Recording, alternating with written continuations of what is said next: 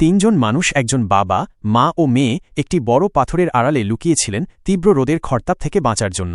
কিন্তু সময়ের সঙ্গে সঙ্গে সেই ছায়ার পরিমাণ ক্রমাগত কমতে থাকে এবং অল্প কিছুক্ষণের মধ্যেই সেই জায়গা আর তাদের তিনজনের শরীর ধরাতে পারছিল না।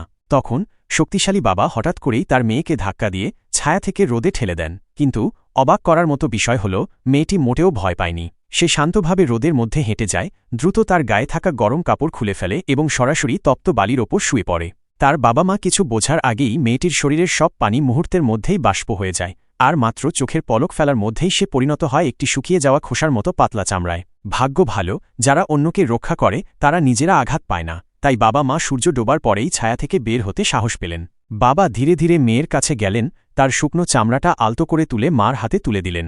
মা ভেবেছিলেন তাদের মেয়ে চিরতরে হারিয়ে গেছে, কিন্তু বাবা রহস্যময় ভঙ্গিতে বললেন, মেয়ে এখনও বেঁচে আছে, তবে শর্ত হচ্ছে 1 সপ্তাহের মধ্যে পরিষ্কার পানি খুঁজে বের করতে হবে এবং সেই পানিতে 3 মিনিট ভিজিয়ে রাখলেই সে আবার বেঁচে উঠবে।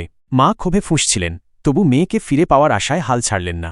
অনেক বাধা বিপত্তি অতিক্রম করে তিনি পৌঁছে গেলেন ভারতের গঙ্গা নদীর তীরে। এক মুহূর্ত দেরি না করে সাবধানে মেয়ের চামড়া নদীর জলে ভিজিয়ে দিলেন। আর তখনই ঘটল এক আশ্চর্য ঘটনা।